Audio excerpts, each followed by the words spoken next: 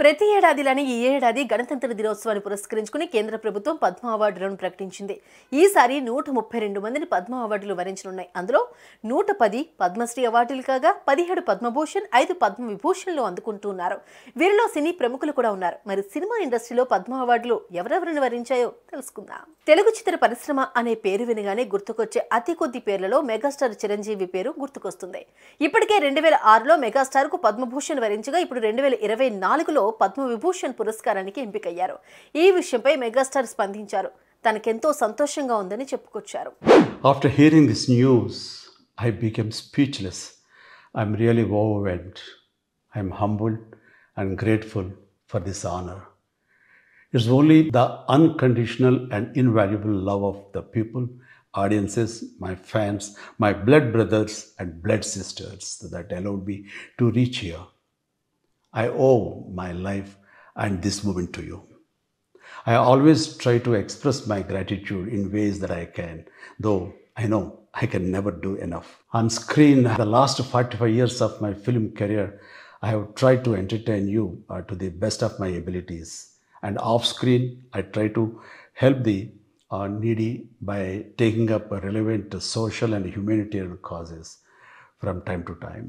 I have done so little, and yet you have given me such a great recognition and honor.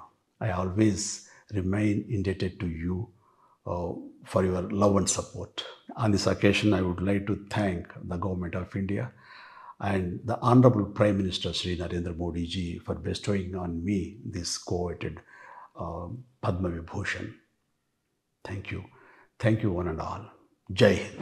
ఇక సినీ రంగంలో Vyjayanthimala Bali కూడా పద్మ విభూషణ్ పురస్కారానికి ఎంపికయ్యారు. వైజయంతిమాల అలనాటి బాలీవుడ్ నటి. ఆగస్టు 13, 1933లో ఒకప్పటి మద్రాస్ ప్రెసిడెన్సీలో ట్రిప్లికెన్లో జన్మించారు. 1949లో వడకైతో సినీ రంగ ప్రవేశం చేశారు. అదే సినిమా తెలుగులో జీవితం అనే పేరుతో విడుదలైంది. ఇప్పుడు ఆమె వయసు 90 ఏళ్లు కాగా ఆమె కూడా పద్మ విభూషణ్ కు ఎంపికయ్యారు. గతంలో పద్మశ్రీ, ఏఎన్ఆర్ జాతీయ award, Sangeet Natak academy award, Tamil Nadu అత్యున్నత పౌర పురస్కారం, కలై మామనీలను కూడా ఆమె అందుకున్నారు.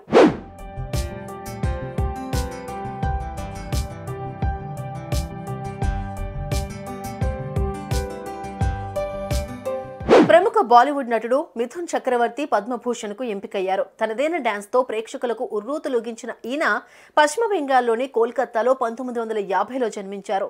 1976లో బెంగాలీ చిత్రంతో ప్రేక్షకుల ముందుకొచ్చారు. తొలి సినిమాతోనే జాతీయ ఉత్తమ నటుడి అవార్డును అందుకున్నారు. కొన్నేళ్ల తర్వాత ఆయన రాజకీయ ప్రవేశం చేశారు. 1993లో తాహదేర్ కథకు ఉత్తమ నటుడిగా, 1996లో స్వామి వివేకానందకు ఉత్తమ సహాయ నటుడిగా జాతీయ పురస్కారాలను అందుకున్నారు.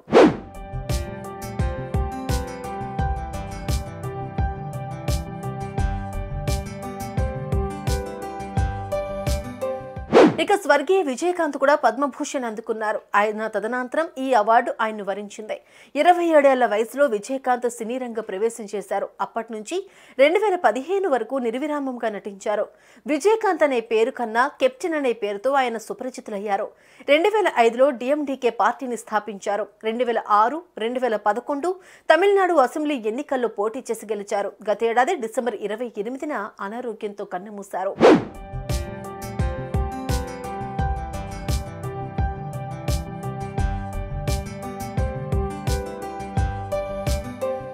ఇక ప్రముఖ గాయని ఉషా ఉత్తప్ అయ్యర్ను కూడా పద్మభూషణ్ వరించింది.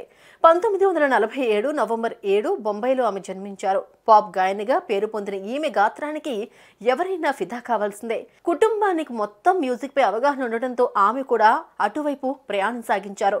అలా చిన్నప్పటి నుంచే సంగీత ప్రపంచంలో తను పెరిగారు. మొదట్లో ఆమె గొంతును కొందరు యాక్సెప్ట్ చేయలేదు. కానీ రాను రాను ఆమె పాటలకు ఫిదా అయ్యారు. ఇప్పుడు ఆమె పద్మభూషణ్ కు ఎంపికయ్యారు.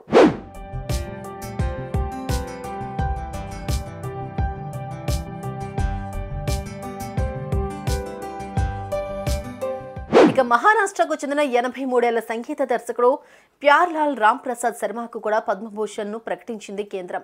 ఆయన పాటలకు ఎంతో మంది ఫ్యాన్స్ ఉన్నారు. అందుకే ఆయన్ను కింగ్ ఆఫ్ మెలోడీస్ అని పిలుస్తూ ఉంటారు. 8 ఏళ్లకే వయలిన్ నేర్చుకున్న ప్యార్లాల్ తన 12 ఏళ్ల ప్రాయంలో పలు స్టూడియోల్లో వయలిన్ ప్రదర్శనలు ఇచ్చేవారు. 1963, 1998 మధ్య 750 హిందీ చిత్రాలకు మ్యూజిక్ కంపోజ్ చేశారు. ఎన్నో చిత్రాలకు సంగీతం అందించారు. ఆయన ప్రతిభకు గాను ఇప్పుడు పద్మభూషణ్ ఆయన్ను వరించింది.